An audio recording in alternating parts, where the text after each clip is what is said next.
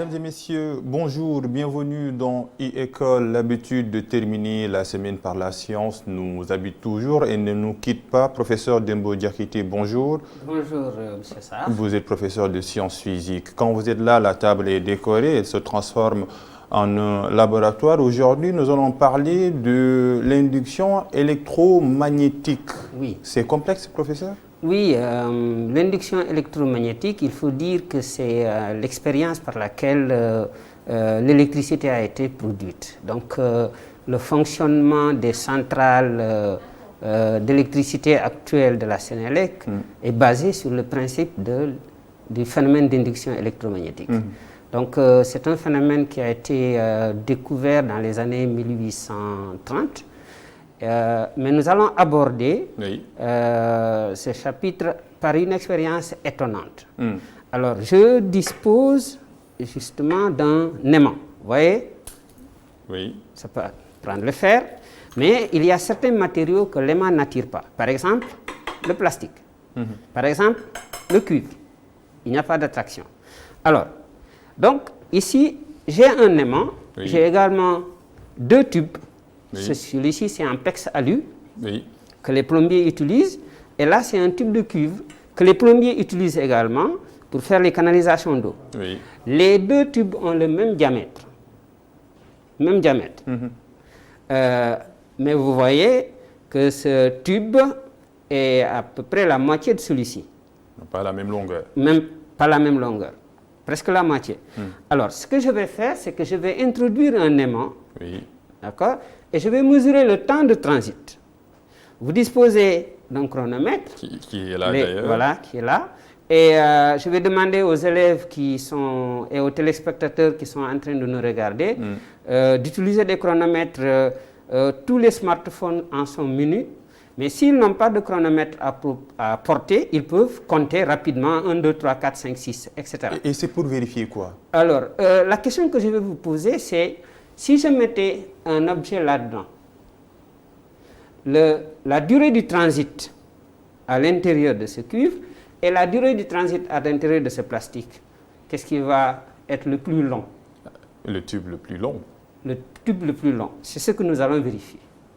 Alors, c'est pourquoi j'ai appelé cette expérience une expérience étonnante. Alors, allons-y. Oui. Donc, nous allons commencer par le tube le plus long. C'est le tube en PEX alu. Oui. Alors, à mon signal, vous démarrez. Donc, je vais dire top. Oui. Et là, je vais lâcher l'aimant à l'intérieur. Donc, lorsque ça sort, vous arrêtez le chrono. Oui. D'accord? Alors, top. Ça fait à peu près combien de temps? Ça donne 1 seconde et 16 tierces. 1 seconde, 16 tierces. Oui. OK, on va recommencer. Allons-y. Oui. Top. Ça donne 1 seconde. 8 tierces. 8 tierces. Oui. Donc, 1 seconde, 8 centièmes. Oui. D'accord. Alors, donc là, on est à peu près 1 seconde et un peu plus. Maintenant, nous allons prendre ce tube de cuivre dont la longueur est à peu près égale à la moitié de la longueur du tube en PEX aluminium. Donc, nous allons maintenant introduire. Allons-y. Top. Oui.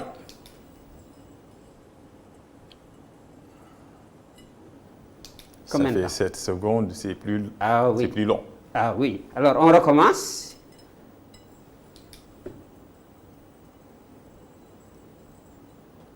Oui, même chose, 5-6 secondes. Voilà. Donc, il y a eu beaucoup plus de temps pour traverser ce tube que celui-ci. Et pourquoi? Et pourtant, il n'y a rien à l'intérieur. Oui. Vous pouvez vous-même vérifier. Oui. Maintenant, pourquoi? C'est ce que nous allons tenter d'expliquer à travers ce chapitre. Donc, cette expérience, une expérience analogue à celle-ci, avait été tentée dans les années 1820, il y a 200 ans, par Arago. Il disposait d'un disque de cuivre qu'il a fait tourner à côté d'une aiguille aimantée. Et il s'est rendu compte que le disque entraînait l'aiguille aimantée. L'explication a mobilisé la communauté scientifique jusqu'à 1830. Donc pendant 10 ans, toute la communauté scientifique d'Europe, d'Amérique et ailleurs se sont mobilisés pour trouver une explication à ce phénomène. Et l'explication a été donnée dans les années 1831, donc ça a pris 10 ans. Comme qui dirait, c'est Thomas Edison qui dit « Le génie, c'est 1% d'inspiration et 99% de transpiration. Donc pendant 10 années, les gens ont cherché. Et c'est finalement un Faraday, quelqu'un qui n'était pas vraiment un physicien au sens large du terme, donc qui était un bon expérimentateur, qui a quitté l'école à 14 ans. C'est lui qui est le père du phénomène d'induction et qui a également trouvé une explication à ce phénomène. Donc nous allons d'abord dire ce qu'il y avait avant les années 1820. Qu'est-ce qu'il y avait? Qu'est-ce qu'on connaissait? On connaissait la boussole.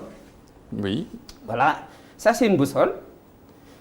La boussole est munie d'une aiguille. Donc ça c'est depuis l'Antiquité. Déjà les Chinois utilisaient la boussole pour pouvoir s'orienter. Alors, la particularité de la boussole, c'est que l'aiguille de la boussole garde la même direction partout où on pose. OK? Même si je tourne, l'aiguille nous donne toujours la direction sud-nord. Et au passage, c'est le cadeau d'une boussole par son père à Albert Einstein qui a suscité en lui les réflexions qui lui ont amené justement à établir un certain nombre de relations. Donc il s'est étonné sur pourquoi la boussole gardait toujours une même direction. Alors on connaissait la boussole, on connaissait également une expérience que je vais dérouler ici. Là nous avons une bobine. Nous avons une pile, donc on connaissait les piles à l'époque, parce que Volta avait déjà inventé les piles, donc nous connaissions les circuits. Nous connaissions également les aimants.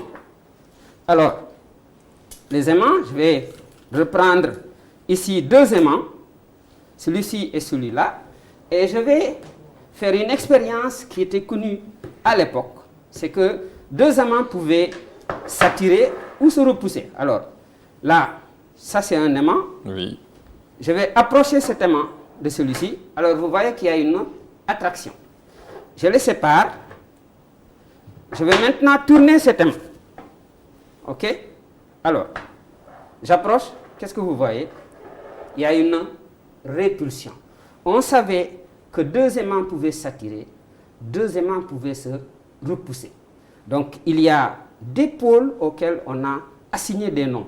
Comme pour la boussole, le pôle qui indique toujours le côté du nord est appelé le pôle nord. Donc, un aimant, quand il interagit avec une boussole, il attire ou il repousse. Vous voyez? Donc, les 2 pôles qui s'attirent sont des pôles de non contraires. D'accord? Donc, ça dépend de la disposition de l'élément, c'est ça? C'est ça, de la disposition de l'aimant. Donc, par exemple, si ça c'est le pôle nord, ça va attirer le pôle sud de cet aimant. Et si c'est le pôle nord ici toujours, ça va repousser le pôle nord. Donc lorsque j'ai répulsion ici, entre 2 aimants, je peux dire que les 2 pôles qui sont mis en face, l'un à l'autre, ce sont des pôles de même nom. Ils sont tous sud ou tous nord. Maintenant, s'il y a attraction, c'est que ce sont des noms contraires. D'accord? Alors, on savait ça bien avant. Maintenant, avec l'apparition de l'électricité, il y a eu une autre expérience qui s'est ajoutée à la panoplie de connaissances que les scientifiques avaient. Alors ici, nous avons une bobine. Ça, c'est un fil de cuivre. Vous voyez, le cuivre, il n'est pas attiré. Il n'y a rien qui se passe là. D'accord? Alors, je vais utiliser une pile, la pile de Volta. D'accord? Pour faire passer du courant dans la bobine à travers cet interrupteur. Quand j'appuie, le courant va passer. J'ai fait l'installation avant. D'accord? Donc, il y a ici la borne négative du générateur qui est reliée ici à la bobine. La borne positive du générateur vient à l'interrupteur et ensuite repart à la bobine. Donc quand je ferme ça, le courant va être débité à partir de la pile jusqu'à la bobine. Et alors, moi, je peux rester sur place? Non, il n'y a aucun danger. Alors, je vais essayer d'approcher. Vous voyez, lorsqu'il n'y a pas de courant, il n'y a aucune réaction. Maintenant, faisons passer le courant en approchant l'aimant.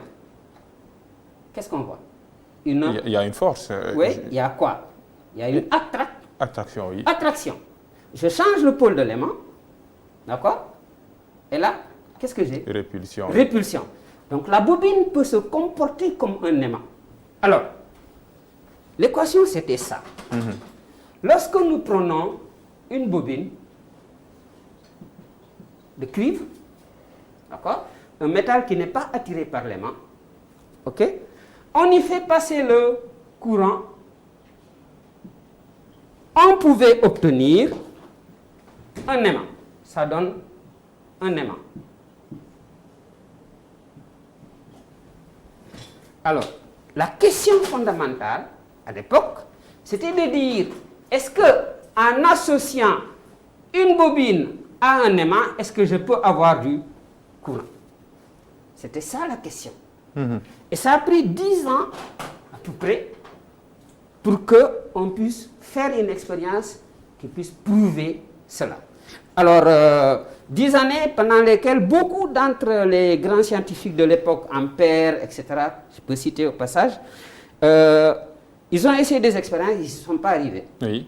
Mais c'est Faraday, un scientifique britannique, qui travaille dans le labo, c'est lui qui a quitté l'école à 14 ans, mais qui a été employé dans un laboratoire et qui essayait de faire des expériences. Il n'avait pas le bagage mathématique pour pouvoir interpréter, mais c'était un excellent expérimentateur. Alors, qu'est-ce qu'il a fait? Il a fait une expérience dont l'une des variantes, je vais la présenter ici. Alors, ici, j'ai une ampoule. Oui, que tout le monde connaît. Voilà, que tout le monde connaît. Donc là, vous avez les LED. J'ai juste enlevé la batterie pour être sûr que le courant qui va passer à travers les lampes ne vient pas d'une batterie. Alors, maintenant, je vais prendre une bobine. Cette bobine,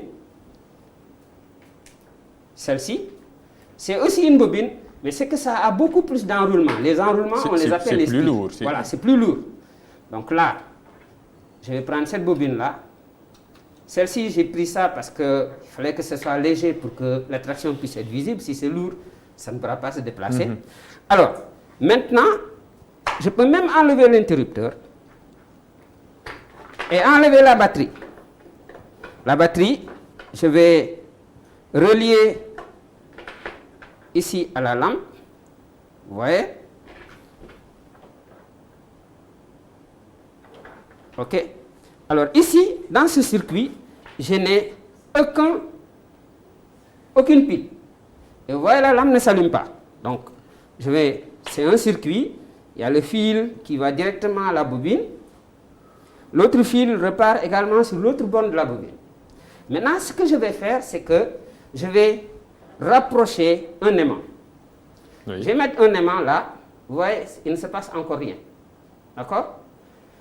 Mais quand je déplace l'aimant, oui, la lampe s'allume. Quand je recule, voilà, la lampe s'allume. Quand je retourne ici l'aimant, là c'est en avançant que la lampe s'allume. Oui. Donc, si je déplace doucement, ça ne s'allume pas. Et pourquoi? Parce qu'il y a une question de temps. Plus le déplacement est rapide, donc plus le temps est court, plus le courant qui est produit est grand. Ah, ok. Voilà.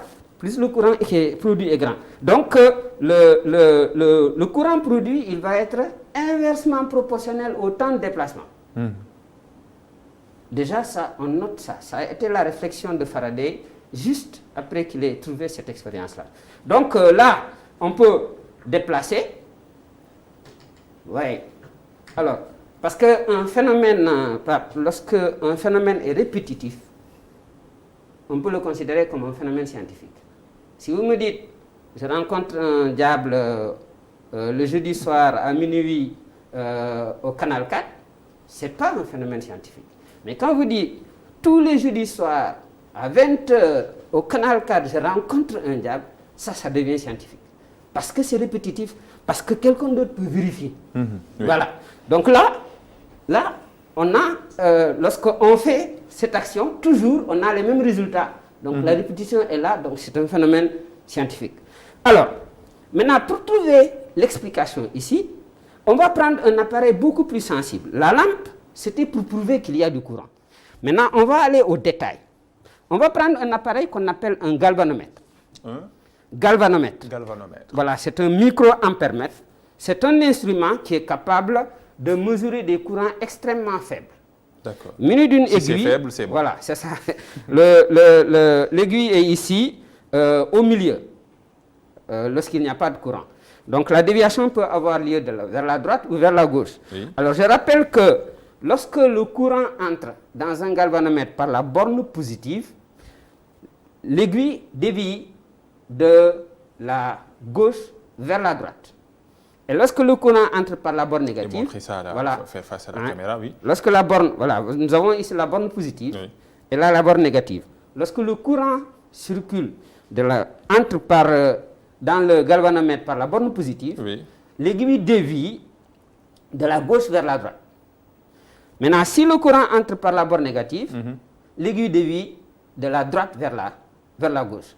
Ici, au départ, l'aiguille est au milieu. Oui. Donc, si l'aiguille dévie vers la droite, on sait que le courant entre ici. Que le sens du courant, c'est entrant par la borne positive. D'accord? Alors, nous allons remplacer la lampe. Nous allons enlever la lampe. Oui. Et maintenant, remplacer la lampe par le galvanomètre qui est là. Alors, je mets le fil rouge sur la borne positive, le fil noir sur la borne négative. Et là maintenant, je vais reprendre mon aimant que je vais déplacer. Alors, regardez ce qui va se passer. Là, le déplacement a lieu dans quel sens? Quand j'approche. À droite. À droite. Oui. Donc, le courant entre par la borne positive. Maintenant, quand je recule, je suis là, je recule maintenant. Quand je recule, la déviation a lieu vers la gauche. Oui. Voilà. Donc, le courant entre par là. Alors, c'est un aimant. Alors, donc, le courant qui va naître, le courant que la bobine va produire lorsqu'on déplace l'aimant, son sens va dépendre de comment je le déplace. Est-ce que je le rapproche ou est-ce que je recule? Maintenant, allons à l'interprétation de ce phénomène. Pourquoi une bobine associée à un aimant peut donner du courant? Alors, ce qui se passe, c'est que lorsque on approche un aimant, le pôle nord, par exemple, d'un aimant, d'une bobine, la bobine s'oppose à cette approche en se comportant lui-même comme un aimant. Lorsqu'il est traversé par un courant, il a le même comportement d'un aimant. Donc, il se fait traverser par un courant pour avoir le comportement d'un aimant.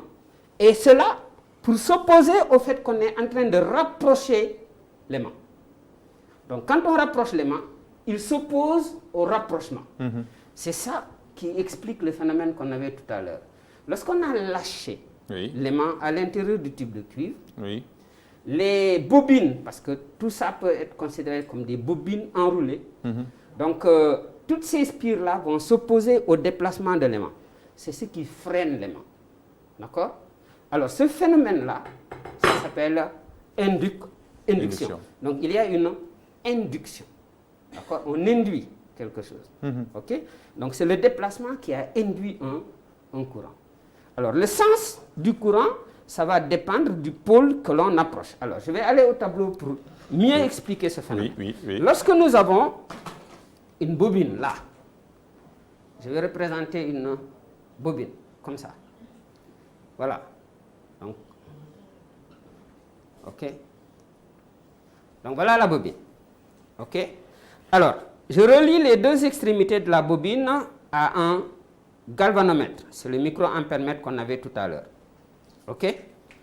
Lorsque je prends un aimant, là c'est un aimant droit. L'aimant droit, il a les deux pôles, le nord et le sud. Lorsque j'approche le pôle nord, la bobine crée un courant pour s'opposer à cette approche. Alors, à votre avis, quel pôle il va créer ici, s'il veut s'opposer? On a dit que deux pôles de même nom s'attirent. Deux pôles de nom contraire se repoussent. Donc, si j'approche le nord et que la bobine s'oppose à cette approche, ça veut dire qu'il va repousser ce nord. S'il repousse le nord, ça veut dire que ce qu'il va créer ici comme pôle, ce sera le pôle nord. Donc, il va créer ici un pôle nord pour s'opposer à l'approche. C'est ça, c'est l'application en magnétisme, en électromagnétisme, de la troisième loi de Newton, qu'on appelle la loi de l'action et de la réaction. Toute action induit une réaction. Donc, lorsqu'on approche, la bobine s'oppose en créant les conditions qui s'opposent à l'approche. Oui. Voilà. Donc, la bobine va se comporter comme un aimant et présenter le pôle nord. Maintenant, quand je recule le pôle nord, la bobine va s'opposer au... donc là aussi, je vais représenter. J'ai toujours ma bobine comme ça. OK. Avec ici le galvanomètre. Quand je prends un aimant là, toujours nord là et sud ici, mais au lieu d'approcher, je recule. Quand je recule, la bobine s'oppose au recul en attirant l'aimant.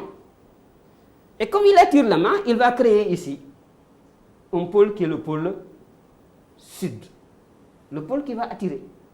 Donc là, il va créer ici le pôle sud. Donc quand j'approche le pôle nord, la bobine, la face qui est en face de l'aimant, va être un pôle nord. Quand je recule, ça va être le pôle sud. Et c'est pourquoi, ici, le sens du courant va changer. Alors, si nous connaissons le pôle ici, nous pouvons déterminer le sens du courant en utilisant la règle de la main Oui, comme droite. on le Voilà, fait. voilà, la règle de la main droite. Alors, dans une bobine, le champ magnétique est orienté du pôle sud vers le pôle nord. Si ici nous avons le pôle nord, cela veut dire que derrière là, nous avons le pôle sud. Donc le champ magnétique créé par l'aimant est orienté du pôle sud vers le pôle nord, comme ça. Et on peut savoir, en prenant la règle de la main droite, quel va être le sens du courant. Il faut mettre la main sur la bobine, la paume étant orientée vers le centre de la bobine, le pouce doit me donner le sens du champ magnétique. Or, comme le champ magnétique est orienté dans ce sens, cela veut dire que ma main doit être comme ça. Inversé, oui. Voilà, c'est ça, inversé. Donc, le courant va circuler dans ce sens. Ce courant-là, on l'appelle le courant induit. D'accord? Alors, ici, quand on recule, il apparaît là le pôle sud. Donc, le pôle nord va se retrouver ici. Le champ magnétique va être orienté comme ça.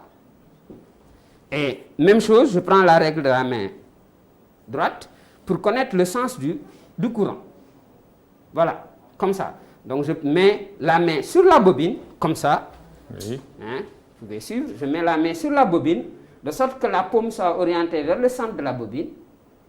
Et mon pouce me donne le sens du champ magnétique, en fonction du sens du courant. Donc, ce que j'ai représenté ici, c'est cette bobine. Donc, ça, c'est la partie qui est en avant, et là, nous avons la partie qui est derrière. D'accord. D'accord? Donc, ici, le courant va circuler, évidemment, vers le haut, comme ça. Donc, c'est ce qui explique que quand j'approche l'aimant, le courant sur l'aiguille du galvanomètre dévie dans un sens, et quand je recule l'aimant, l'aiguille du galvanomètre dévie dans le sens contraire, parce que les sens des courants sont inversés. Ici, il est dirigé vers le bas, et là, il est dirigé vers le haut. D'accord? D'accord. Alors, cette règle-là, qui permet de déterminer le sens du courant, Oui. en prenant comme effet l'opposition au recul ou à l'approche de l'aimant, ça dérive d'une loi qu'on appelle la loi de Lenz, qui nous dit que le sens du courant induit est tel que, par ses effets électromagnétiques, il s'oppose à la cause qui lui a donné naissance. La cause qui lui a donné naissance, c'est le déplacement de l'aimant. C'est ça la cause. Maintenant, l'effet, c'est que il y a apparition du courant. Et le sens du courant, il est donné par la cause qui lui a donné naissance. Donc, si on approche ou on recule, le sens du courant va changer. D'accord. D'accord? Oui. Donc, chaque fois qu'on a à déterminer le sens du courant, on peut utiliser la loi de Lenz. Il faut simplement se dire qu'il y a une opposition au déplacement de l'aimant, dans ce cas particulier. Alors, maintenant, Oui. lorsqu'on analyse un peu plus près, d'accord, nous avons ici, j'ai dit tout à l'heure que si on prenait l'aimant et qu'on approchait en mettant ici de billets, de billets. Donc là, comme ça. OK? Le courant qui apparaît, vous voyez, il est très, très, très faible. Vous voyez l'aiguille? C'est très, très, très faible. Alors que ici, là, ça dévie beaucoup plus grandement. Ici, c'est très, très, très faible. D'accord?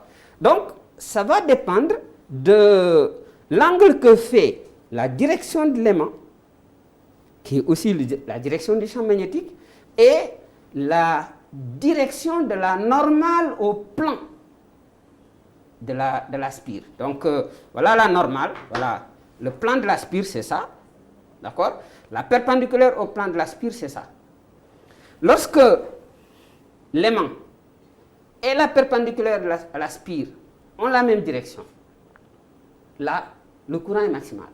Ça veut dire que c'est en ce moment-là que la bobine crée le maximum de courant.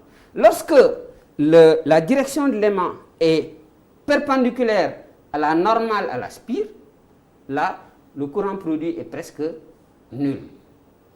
Donc c'est ça que Faraday a pris pour introduire une nouvelle notion qu'il a appelée le flux magnétique. Donc il a imaginé qu'un aimant, pour agir à distance, le fait suivant des lignes tracées. D'accord? Et que plus l'aimant est puissant, plus il y a de lignes resserrées. Ces lignes-là vont traverser la surface de la bobine.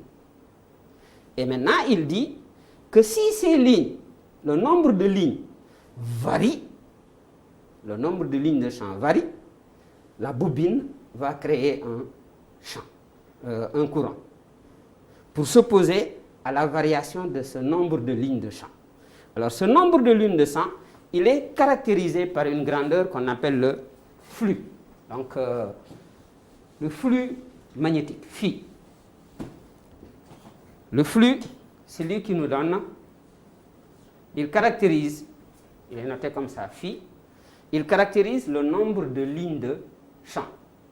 Il est égal au produit du nombre de spires. Spire, c'est nombre d'enroulements. D'accord? Le champ magnétique B, scalaire. Et ça, c'est maintenant la mathématisation.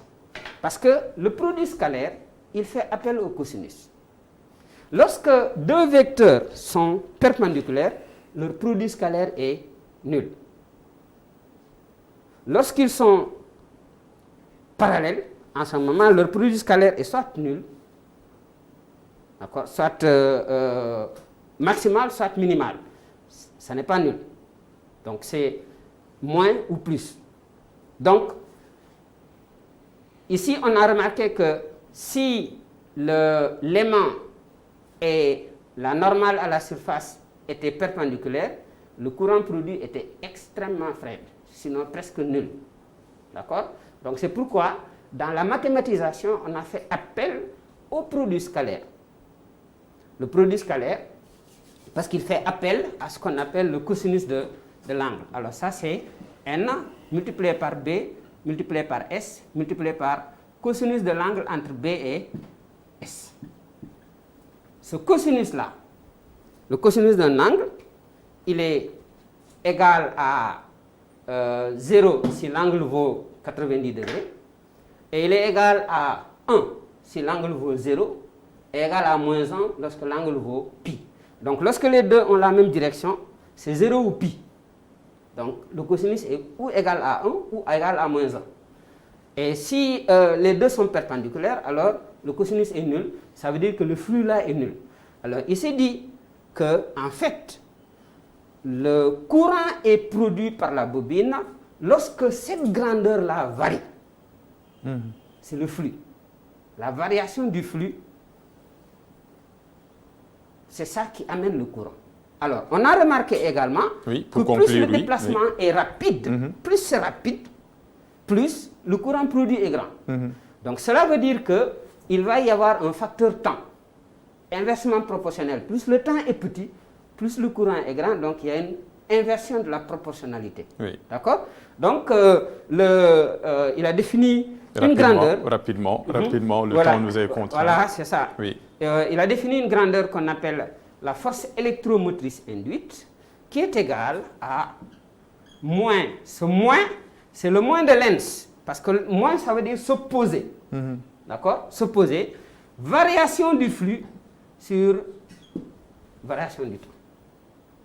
Donc, c'est ça la tension qui est produite au bord de la bobine lorsque on déplace l'aimant par rapport à la bobine. Donc, en général, il va y avoir du courant lorsque l'une de ces grandeurs-là va varier. Soit le nombre de spires.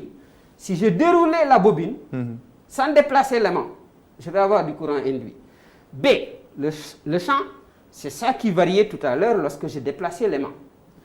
S, si la bobine, je pouvais la rétrécir ou l'agrandir, ok, je vais avoir du courant.